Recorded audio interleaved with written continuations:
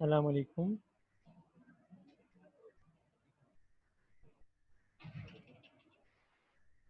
क्या मेरी आवाज़ आप लोगों के पास आ रही है? अनम्यूट जी सर करके आप। बात कर सकते हैं। जी सर। जी बेटा, कल कुछ बातें मैंने की थी चेकिंग के बारे में और पेपर्स के हवाले से। ठीक है, तो उम्मीद है कि समझ में आ गई होगी बात, आप लोगों ने काम शुरू कर दिया होगा।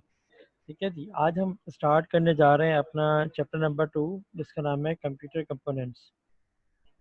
ठीक है बेटा, थोड़ी देर के लिए मैं सबको म्यूट कर रहा हूँ ताकि मैं कुछ चैप्टर एक्सप्लेन कर लूँ, फिर हम आगे बात करेंगे। ठीक है,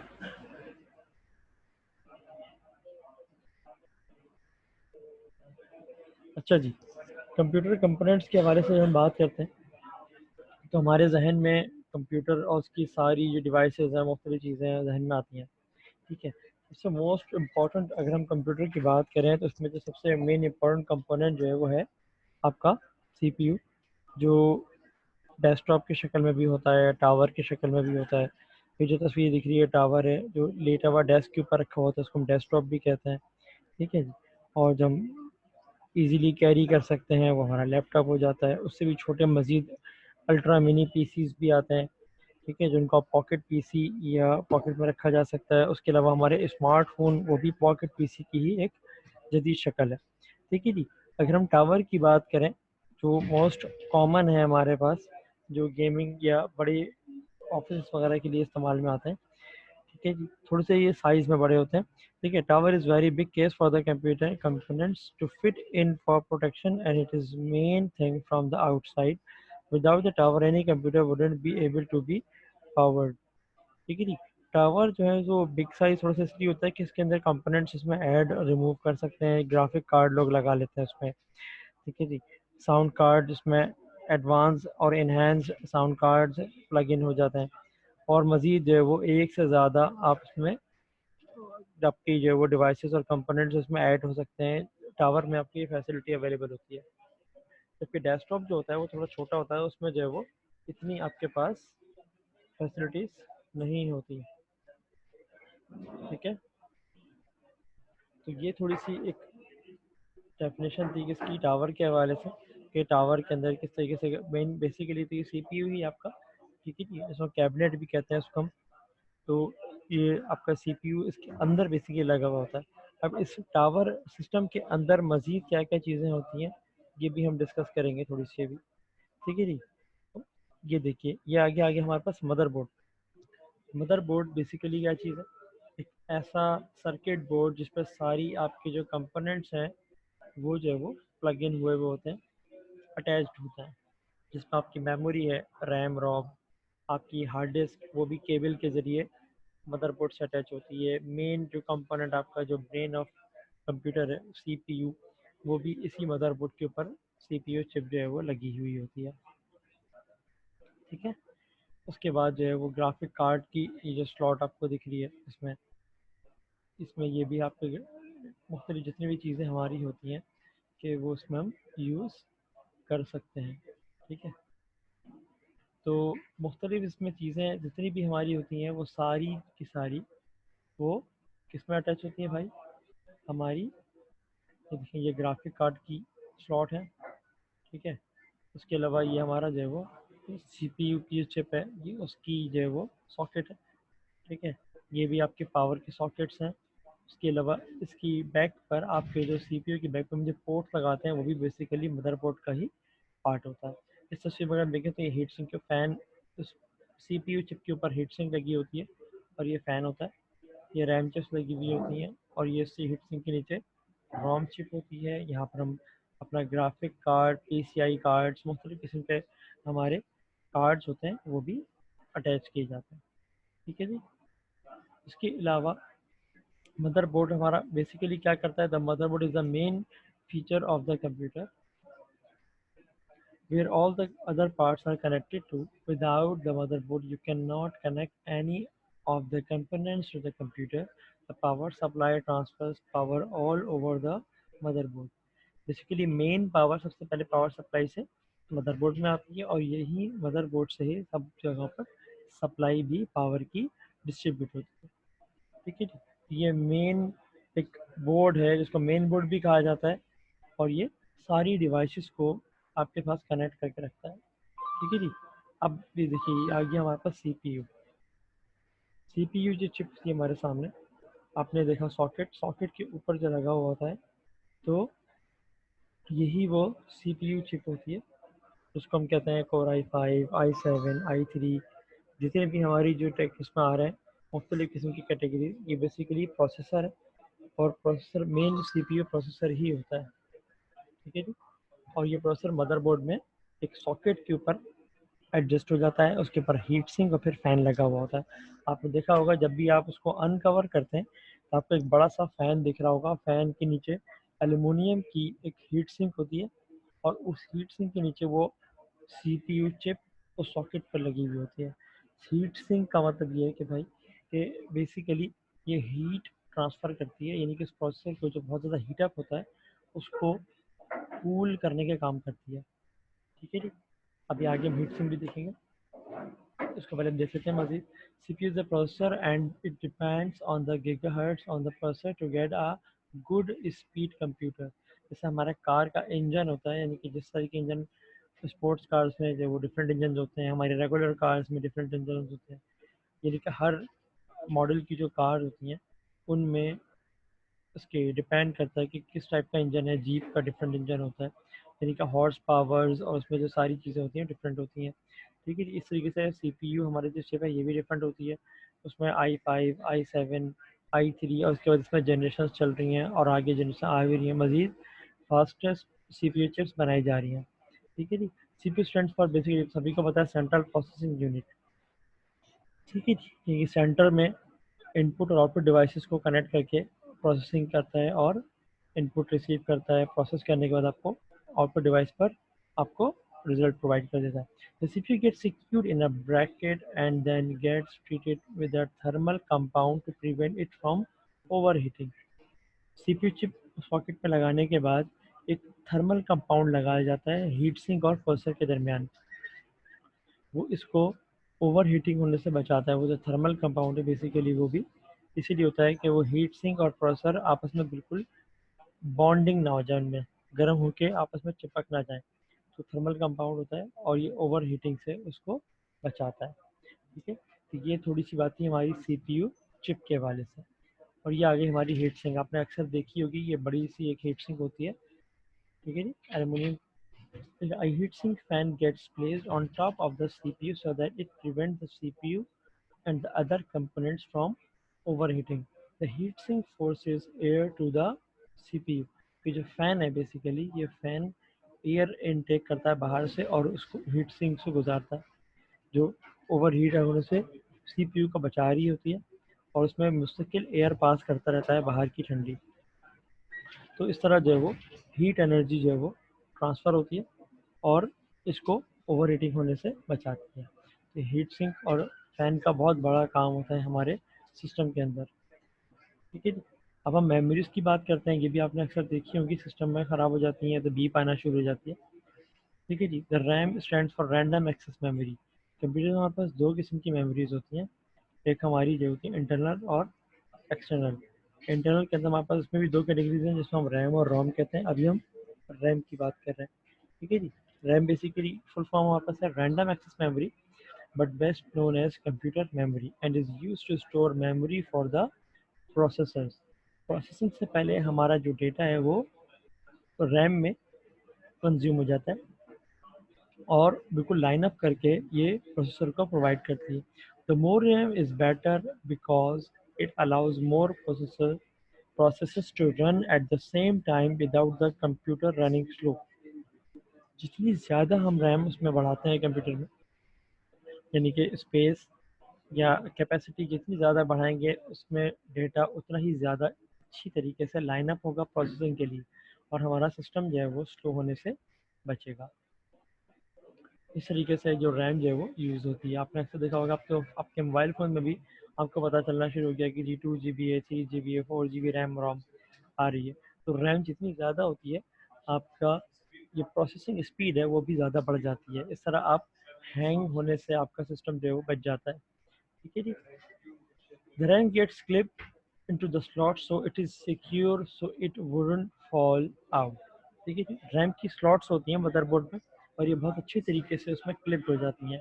उसके बाद मदरबोर्ड हिलाने से भी वो इतनी ईजीली बाहर नहीं निकलती। उसको पहले अनक्लिप करना होता है, उसके बाद इसको पुल आउट करते हैं बहुत ही केयरली।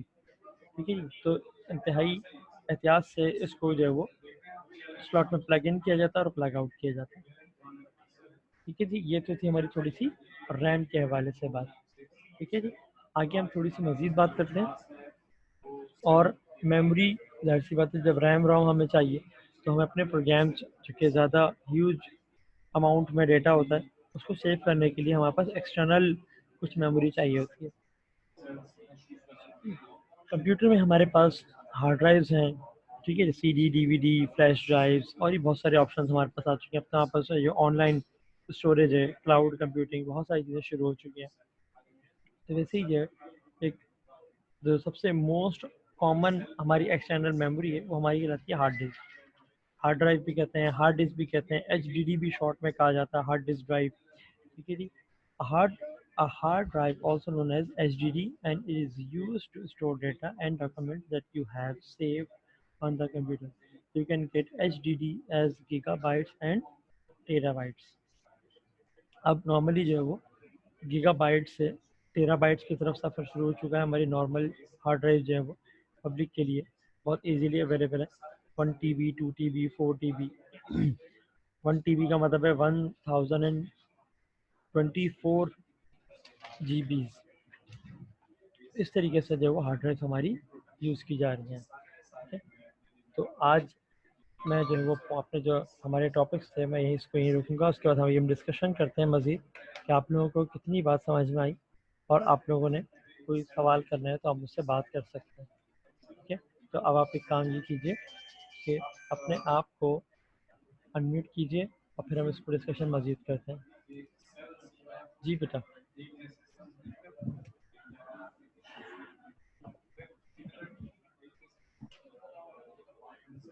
बेटा अनम्यूट करके बात कीजिए।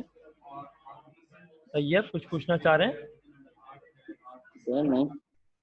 मेरे बच्चे, आपको जितनी बात अभी हमने चैप्टर 2 हमने स्टार्ट किया है, अभी जितनी डिस्कशन की है उसमें कितनी बातें समझ में आई? कोई इशू, कोई सवाल अगर जहन में आ रहा है तो बेटा पूछ सकते हैं आप। सर आपने इसकी जो मैं बताई है हार्ड ड्राइव की, आपने 1028 TB को 1024 मेरे GB बच्चे, कहते हैं। मैं आपको इसको ना पूरा कैलकुलेशन दिखाऊंगा कि असल में ये जीबीज है क्या।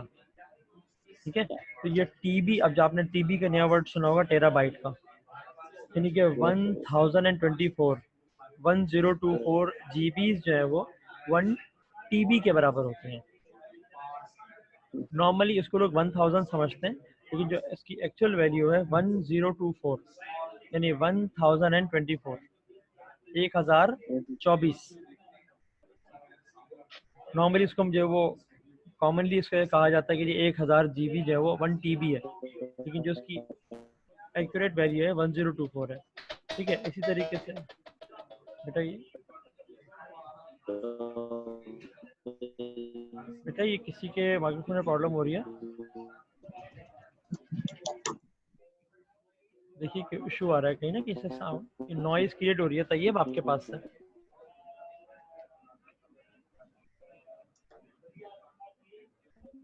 जी। तो बेटा आप लोगों को कोई बात पूछनी है, कोई सवाल करना है तो अनम्यूट कीजिए और बात कीजिए।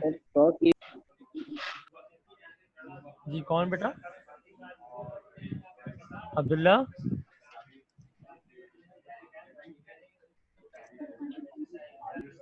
बेटा सवाल कर सर मैं सकते हैं नेट आप। मसला कर रहा था। जी तैयब क्या कह रहे हैं? नेट मसला कर रहा था, मैं डिस्कनेक्ट हो गया था। It's okay, no problem. Sir मैं कह रहा था 100 KB में 1 MB होता है ना, ठीक KB है, में। सबसे पहले जो है ना वो यूनिट शुरू होती है, ये मेमोरी मेजरमेंट्स हैं वो शुरू होती है बिट्स और बाइट्स में। ठीक है, अच्छा। ये मैं आपको आगे बताऊंगा पूरे कि वो एक कैरेक्टर में कितने बिट्स होते हैं। फिर 1024 यानी 8 बिट्स की 1 बाइट बन जाती है। फिर 1024 बिट्स की 1 KB बन जाती है। फिर 1024 KB 1 MB बन जाती है। फिर 1024 MB 1 GB बन जाती है, फिर 1024 GB 1 TB बन जाती है। अब TB से भी आगे नहीं आ चुकी है कहानी, समझे बात? इस तरीके से जो वो डेटा स्टोर होता है हमारे यहाँ। यानी मैं पूरा आपको कैलकुलेशन दिखाऊंगा नेक्स्ट टाइम इंशाल्लाह, अभी आगे चैप्टर आएगा हमारा, उसमें हम देखेंगे। हमेशा 1000 ही सुना है, 1000 KB, 1000 MB, 1000 MB। वो 1000 नॉर्मली कहते हैं, लेकिन ये 1024 की वैल्यू है। थोड़ी सी डिफरेंट है कि 1000 में 24 आप मजीद ऐड करेंगे तो ये वो एक इसके आगे की वैल्यू बनेगी, एक्यूरेट जो वैल्यू है। लेकिन वैसे जब कहते हैं तो 1000 कह सकते हैं कि जी, कहते हैं ना 2 GB का मतलब लोग समझते हैं कि जी 2000 GB है, तो वो 2000 MB सही कह रहा है आप। ठीक है, तो ये वाली बात है कि ये 1000 GB जो है वो 1 TB, लेकिन 1000 GB 1 TB एक्यूरेट नहीं होगा, थोड़ा सा कम रहेगा। 1024 अगर कहेंगे तो पूरा कंप्लीट हो जाएगा। जी बेटा, बाकी लोग भी अनम्यूट करके बात कर सकते हैं, बहुत सारे लोग माशाल्लाह से हैं ऑनलाइन। दानियाल, हाफिज शहरियार। जी बेटा, काम आप लोगों ने करना शुरू कर दिया होगा अल्हम्दुलिल्लाह। आपको टाइम टेबल भी देख लिया होगा आप लोगों ने, स्केड्यूल देख लिया बेटा टेस्ट का?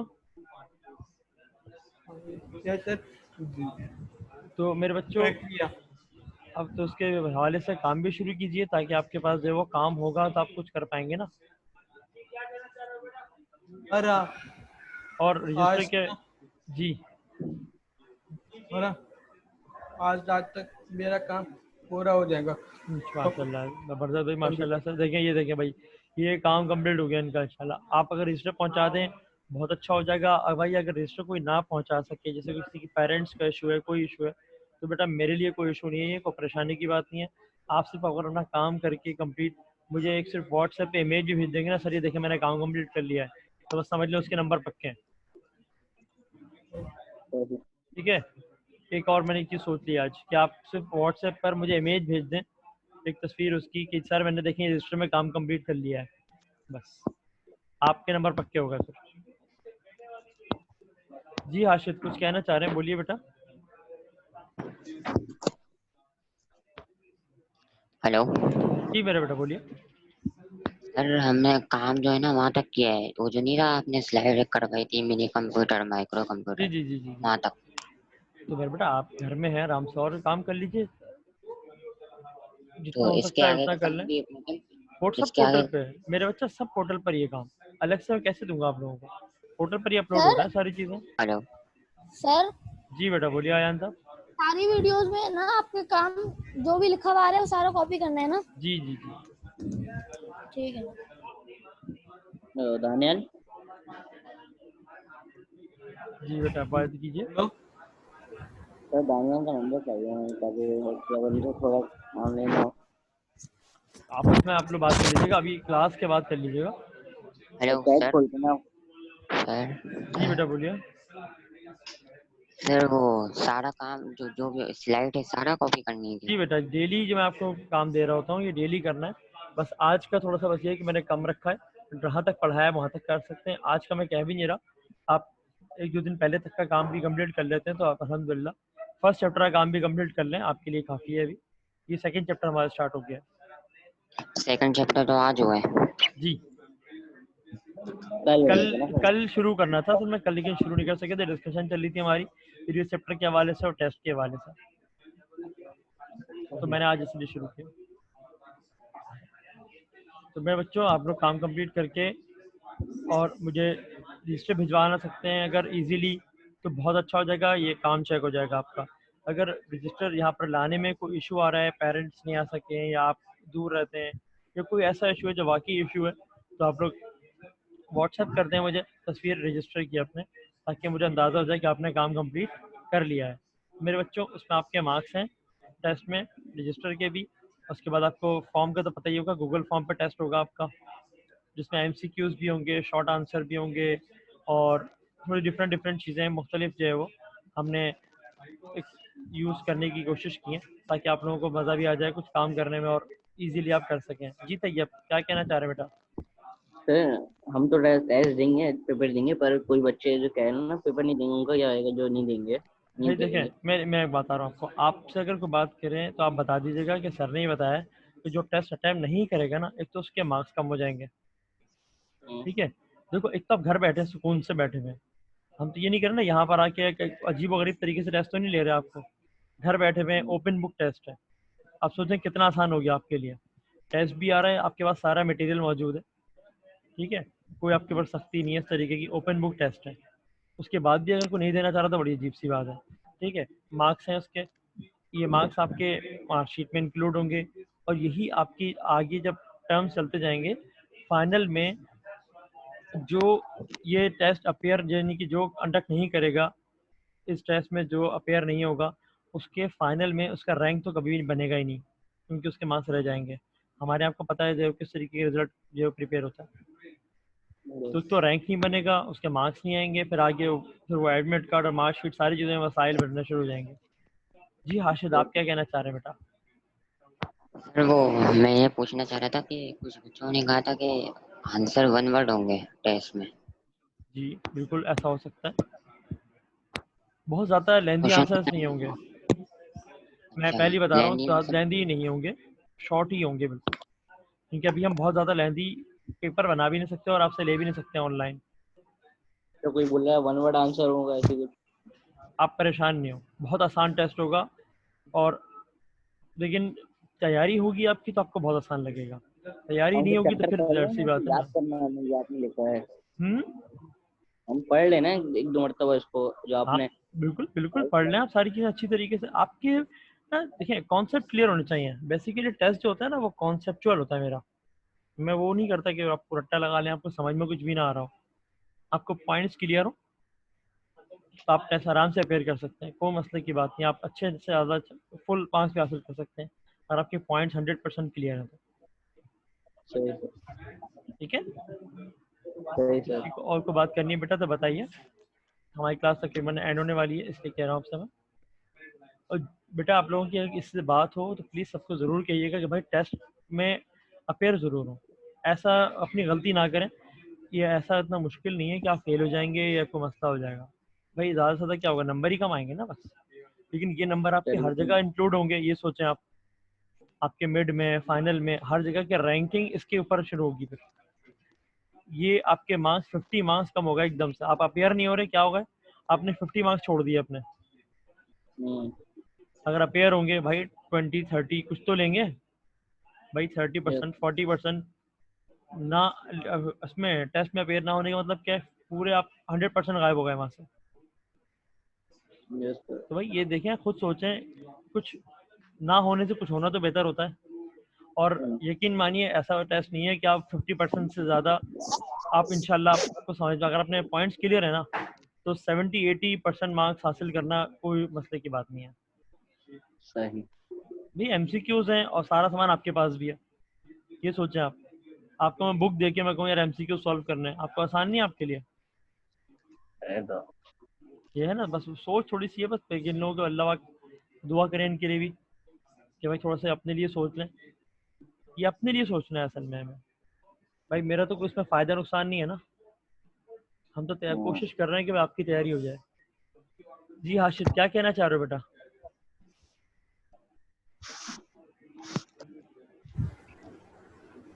हाशिद कुछ कहना चाह रहे थे बेटा आप? नहीं नहीं सर, गलती से अच्छा इट्स मोबाइल ओके, हैंड कोई बात रह नहीं, कोई गया। बात नहीं, इट्स ओके।